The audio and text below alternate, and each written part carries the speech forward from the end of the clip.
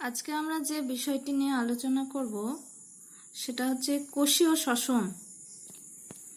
কোষীয় শ্বসন কাকে বলে? না, প্রথমে আমরা সংজ্ঞাটা একটু জেনে নিই যে কোষীয় শ্বসন হলো একটি জৈব রাসায়নিক প্রক্রিয়া, যে প্রক্রিয়ায় জীবকোষের অভ্যন্তরে অক্সিজেন দ্বারা বা অক্সিজেন ছাড়া খাদ্যের পূর্ণ বা আংশিক জারণ ঘটে এবং খাদ্যস্থ স্থৈতিক শক্তি জৈবনিক কাজে ব্যবহারযোগ্য এটিপি ও তাপশক্তি রূপে মুক্ত হয়, তাকে কোষীয় শ্বসন বলে। তো কোষীয় শ্বসন হলো একটি অপচিতি বিপাক। এই অপচিতি বিপাক কাকে বলে? প্রথমত আমরা জানি বিপাক কাকে বলে। বিপাক হচ্ছে একটি শারীরবৃত্তীয় প্রক্রিয়া যেখানে রাসায়নিক বিক্রিয়া সমূহ ঘটে চলে। এই রাসায়নিক বিক্রিয়া সমূহ ঘটে জটিল খাদ্য থেকে সরলীকৃত খাদ্য উৎপন্ন হয় এবং এই খাদ্য থেকে শরীরে যাবতীয় পুষ্টি এবং শক্তি উৎপন্ন হয়। তো এখানে শ্বসন বস্তু হচ্ছে, কোষীয় শ্বসনের ক্ষেত্রে শ্বসন বস্তু তিন প্রকারের: শর্করা, প্রোটিন ও ফ্যাট। যদি বিপাকের কথা বলতেই যাই তাহলে বিপাকের ক্ষেত্রে শর্করা ভেঙে গিয়ে সরলীকৃত খাদ্য গ্লুকোজ তৈরি করে, প্রোটিন ভেঙে নাইট্রোজেন সাপ্লাই দেয় এবং ফ্যাট থেকে আমাদের শরীরে যে প্রোটেক্টিভ আবরণ আছে, আমাদের শরীরে বিভিন্ন অঙ্গ প্রত্যঙ্গকে রক্ষা করে চলে এই ফ্যাট জাতীয় খাবার। তো বিপাকের সঙ্গে একটা পুষ্টি এবং শক্তির সম্পর্ক রয়েছে, অর্থাৎ বিপাক না হলে আমাদের শরীরে পুষ্টি সরবরাহ হবে না এবং শক্তি উৎপন্ন হবে না, আর শক্তি উৎপন্ন না হলে আমরা যাবতীয় জৈবনিক কাজগুলি করতে পারবো না।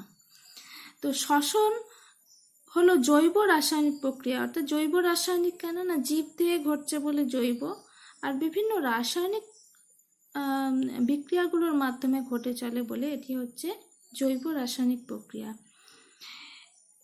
এখানে অক্সিজেনের উপস্থিতি বা অক্সিজেন ছাড়া খাদ্য ভেঙে যায়, খাদ্যের পূর্ণ বা আংশিকভাবে জারণ ঘটে এবং খাদ্যস্থ স্থৈতিক শক্তি থেকে আমরা এটিপি এবং তাপ শক্তি পেয়ে থাকি। খাদ্যস্থ স্থৈতিক শক্তি বলতে অর্থাৎ যেমন ভাত কোথা থেকে আসে না, ধান থেকে।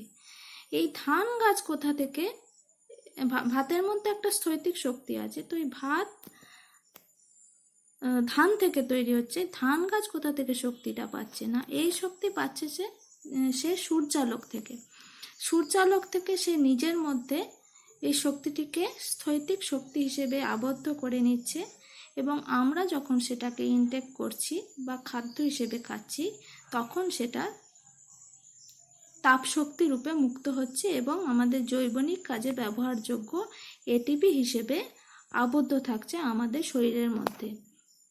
তো আমরা জানি এটিপিকে এনার্জি কারেন্সি বা কোষের শক্তিঘর বলে, কারণ এর মধ্যে থেকে প্রচুর পরিমাণে জৈবনিক কার্যগুলো করার জন্য শক্তি পাওয়া যায়।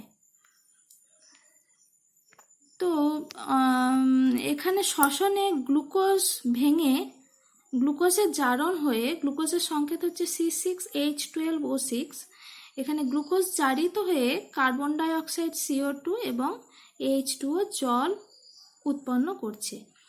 3 নম্বর হচ্ছে শ্বসনের ফলে শুষ্ক ওজন হ্রাস পাচ্ছে, যেহেতু অপচিতি বিপাকে জটিল খাদ্য ভেঙে সরল খাদ্য তৈরি হয় এবং তার ফলে সামান্য পরিমাণে শুষ্ক ওজন হ্রাস পায়। শ্বসন স্থান কোথায়, অর্থাৎ শ্বসন কোথায় সংঘটিত হয়? প্রতিটি জীবে অর্থাৎ উদ্ভিদ প্রাণীর সজীব কোষে শ্বসন সংঘটিত হয়। শ্বসন বস্তু কি, অর্থাৎ কোন খাদ্য ভেঙে গ্লুকোজ তৈরি হবে?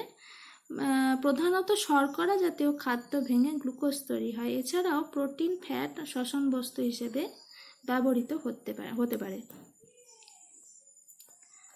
শ্বসনে অক্সিজেনের উৎস কি? এক নম্বর হচ্ছে স্থলজ জীব, তারা অক্সিজেন পায় মূলত বায়ু থেকে, এবং বায়ু থেকে তারা ব্যাপন প্রক্রিয়ায় অক্সিজেন গ্রহণ করে। আর জলজ জীব যেমন মাছ, ব্যাঙাচি, এরা পায় জলে দ্রবীভূত অক্সিজেন, যেটা ব্যাপনের মাধ্যমে তারা তাদের শ্বাস অঙ্গের সাহায্যে জলে দ্রবীভূত অক্সিজেন গ্রহণ করে। এবার আসছি অঙ্গস্তরে শ্বসন এবং কোষীয় শ্বসন। অঙ্গস্তরে শ্বসনটা কি? অঙ্গস্তরে শ্বসন হচ্ছে, অর্থাৎ আমরা যে নিঃশ্বাস প্রশ্বাস নিচ্ছি সেটি হচ্ছে অঙ্গস্তরে শ্বসন, আর কোষীয় শ্বসন হচ্ছে কোষের অভ্যন্তরে শ্বসন। আচ্ছা, দুটোকে আমরা শ্বসন বলছি কেন? কারণ দুটোর মধ্যে একটা মিল রয়েছে, যে অক্সিজেন গৃহীত হচ্ছে এবং কার্বন ডাই অক্সাইড বেরিয়ে যাচ্ছে। তো অঙ্গস্তরে শ্বসন প্রক্রিয়াটি প্রশ্বাস ও নিঃশ্বাস, এটি হচ্ছে যান্ত্রিক প্রক্রিয়া, যেখানে কোষীয় শ্বসন হচ্ছে জৈব রাসায়নিক প্রক্রিয়া। অঙ্গস্তরে শ্বসনে কোনো শক্তি উৎপন্ন হয় না, যেখানে কোষীয় শ্বসনে একটি নির্দিষ্ট পরিমাণে শক্তি উৎপন্ন হচ্ছে এবং সেটি এটিপির মধ্যে আবদ্ধ থাকছে। এটা হচ্ছে বহিঃকোষীয় প্রক্রিয়া, অর্থাৎ কোষের বাইরে ঘটছে, আর এটি হচ্ছে কোষের অভ্যন্তরে বলে অন্তঃকোষীয় প্রক্রিয়া। এক্ষেত্রে কোনো গ্লুকোজ বা প্রোটিন বা ফ্যাটের জারণ ঘটছে না, এক্ষেত্রে কিন্তু শ্বসন বস্তুর জারণ ঘটছে, অর্থাৎ ভেঙে যাচ্ছে, অর্থাৎ এটি একটি অপচিতি বিপাক প্রক্রিয়া। কোষীয় শ্বসন হলো দু প্রকৃতির, একটা হচ্ছে সবাত শ্বসন আর একটা হচ্ছে অবাত শ্বসন। সবাত শ্বসন মানে, অর্থাৎ বাত কথার অর্থ হচ্ছে বায়ু, অর্থাৎ বায়ুর উপস্থিতিতে যে শ্বসন প্রক্রিয়া ঘটছে, অর্থাৎ অক্সিজেনের উপস্থিতিতে। তো সবাত শ্বসনের কয়েকটি ধাপ আছে, যেমন এক নম্বর হচ্ছে গ্লাইকোলাইসিস, 2 নম্বর হচ্ছে ক্রেবস চক্র, 3 নম্বর হচ্ছে প্রান্তীয় শ্বসন। তো গ্লাইকোলাইসিস কোথায় সংঘটিত হয় না? গ্লাইকোলাইসিস সংঘটিত হয় সাইটোপ্লাজমে, ক্রেবস চক্র সংঘটিত হয় মাইটোকন্ড্রিয়াতে, এবং প্রান্তীয় শ্বসন সংঘটিত হয় মাইটোকন্ড্রিয়ার অন্তঃপর্দাতে। তো এই 3টি পর্যায় নিয়ে হচ্ছে সবাত শ্বসন। সবাত শ্বসনের বিক্রিয়াটা আমরা একটু দেখে নেব। এটা হচ্ছে C6H12O6, অর্থাৎ গ্লুকোজ অক্সিজেনের উপস্থিতিতে, এটা হচ্ছে মুক্ত অক্সিজেন উপস্থিতিতে বিভিন্ন উৎসেচকের মাধ্যমে কি করছে না, 6 অণু কার্বন ডাই অক্সাইড, 6 অণু জল, অর্থাৎ এই গ্লুকোজটা ভেঙে গিয়ে কার্বন ডাই অক্সাইড জল তৈরি করছে, এবং তার সঙ্গে কিছু পরিমাণ শক্তি নির্গত হচ্ছে, যে শক্তির পরিমাণ হচ্ছে 686 কিলো ক্যালোরি। এই শক্তির কিন্তু সবটা আমাদের শরীরে কাজে লাগে না। 40% এটিপি রূপে আবদ্ধ থাকে এবং 60% তাপ শক্তি হিসেবে তাপ শক্তিতে পরিবর্তিত হয় এবং সেটা বেরিয়ে যায়, অর্থাৎ অপচয় হয়ে যায়। অর্থাৎ এখান থেকে আমরা বলতে পারি, সংজ্ঞাটা আমরা দিতে পারি, যে শ্বসন পদ্ধতিতে মুক্ত অক্সিজেনের উপস্থিতিতে জীবকোষের শ্বসন বস্তু, এখানে শ্বসন বস্তু হচ্ছে গ্লুকোজ, এই শ্বসন বস্তু সম্পূর্ণরূপে জারিত হয়ে কার্বন ডাই অক্সাইড এবং জল তৈরি করে, এবং খাদ্যের মধ্যস্থ শক্তি এটিপি যৌগ রূপে অথবা তাপ শক্তি রূপে মুক্ত হয়, সেই প্রক্রিয়াটাকে আমরা বলছি সবাত শ্বসন প্রক্রিয়া। এই প্রক্রিয়াটি কোথায় সংঘটিত হয়? সমস্ত এককোষী থেকে বহুকোষী সকল প্রকার উদ্ভিদ ও প্রাণী কোষে সংঘটিত হয়ে থাকে। আচ্ছা, এরপরে হচ্ছে অবাত শ্বসন। অবাত অর্থাৎ অক্সিজেনের বা বায়ুর অনুপস্থিতিতে কোথায় ঘটে? অবাত শ্বসন ঘটে অবায়ুজীবী জীবকোষে, যেমন ব্যাকটেরিয়া, ছত্রাক, প্রোটোজোয়া, ইউক্যারিওটিক, এরা মুক্ত অক্সিজেনের উপস্থিতি ছাড়াই এদের শ্বসন প্রক্রিয়াটি সংঘটিত হয়। যেমন এখানে গ্লুকোজের সঙ্গে নাইট্রেট জাতীয় পদার্থ বিক্রিয়া করে কি করছে, ঠিক সেই একই জিনিস কার্বন ডাই অক্সাইড জল তৈরি করছে এবং নাইট্রেটটা জারিত হয়ে তৈরি করছে নাইট্রাইট লবণ। সঙ্গে এটিপি যেহেতু কম পরিমাণে উৎপন্ন হয় তাই শক্তিও কম পরিমাণে তৈরি হচ্ছে, 50 কিলো ক্যালোরি শক্তি। এই প্রক্রিয়াটি কোথায় সংঘটিত হয়? বিভিন্ন ব্যাকটেরিয়া যেমন প্যারাকক্কাস ডিনাইট্রিফিকেন্স, ব্যাসিলাস লাইকেনিফর্মিস ইত্যাদি প্রাণীদের দেহে এই অবাধ শ্বসন প্রক্রিয়াটি সংঘটিত হয়ে থাকে। সংজ্ঞাটা একটু দেখে নেব। যে শ্বসনে মুক্ত অক্সিজেন ছাড়া ব্যাকটেরিয়া, ছত্রাক, প্রোটোজোয়া, ইউক্যারিওটিক জীবকোষে শ্বসন বস্তুর আংশিক জারণে খাদ্যস্থ শক্তির আংশিক মুক্তি ঘটে তাকে আমরা অবাধ শ্বসন বলি। বেশ, এই গেল সবাত এবং অবাধ শ্বসন প্রক্রিয়া। এইবার সবাত অবাধ শ্বসন প্রক্রিয়ার মধ্যে পার্থক্যটা কি?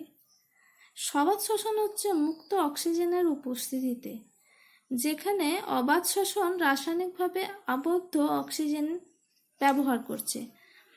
সবাত শ্বসনে শ্বসন বস্তু সম্পূর্ণ জারণ ঘটে, অবাধ শ্বসনে কিন্তু অসম্পূর্ণ জারণ ঘটে শ্বসন বস্তু। সবাত শ্বসনে উৎপন্ন শক্তির পরিমাণ একটু বেশি, 1 গ্রাম অণু গ্লুকোজে 686 কিলো ক্যালোরি তাপশক্তি উৎপন্ন হচ্ছে, যেখানে অবাধ শ্বসনে 1 গ্রাম অণু গ্লুকোজ প্রতি 50 কিলো ক্যালোরি তাপশক্তি উৎপন্ন হচ্ছে। এখানে গ্লুকোজ ভেঙে কার্বন ডাই অক্সাইড জল উৎপন্ন করে, এখানে গ্লুকোজ ভেঙে কার্বন ডাই অক্সাইড এবং অজৈব অক্সাইড কার্বন ডাই অক্সাইড এবং অজৈব অক্সাইড উৎপন্ন করে। সবাত শ্বসনের স্থানটি হচ্ছে ইউক্যারিওটিক কোষ, যেখানে গ্লাইকোলাইসিস হয় সাইটোপ্লাজমে, মাইটোকন্ড্রিয়ায় হয় ক্রেবস চক্র, এবং মাইটোকন্ড্রিয়ার যে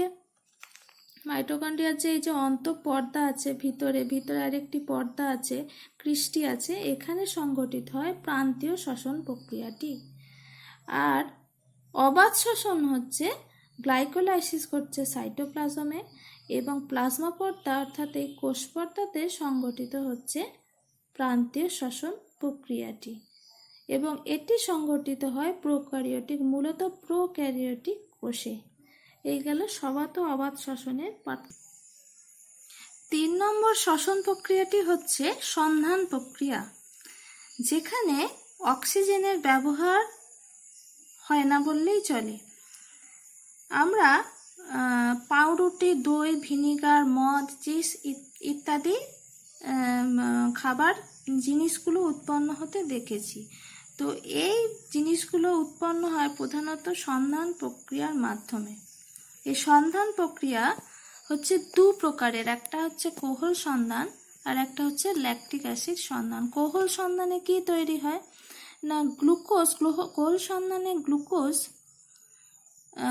ইথাইল অ্যালকোহল তৈরি করে এবং কিছু কার্বন ডাই অক্সাইড এবং কিছু পরিমাণে শক্তি উৎপন্ন করে। সেই জন্য এটাকে বলা হচ্ছে ইথানল সন্ধান বা কোহল সন্ধান। ইস্ট জাতীয় ছত্রাকের দেহে এই সন্ধান প্রক্রিয়াটি ঘটে থাকে। ইস্ট জাতীয় ছত্রাক কোষে জাইমেজ নামক উৎসেচক নির্গত করে এবং সেই জাইমেজ উৎসেচকের প্রভাবে গ্লুকোজ জারিত হয়ে ইথাইল অ্যালকোহল ও কার্বন ডাই অক্সাইড তৈরি করছে।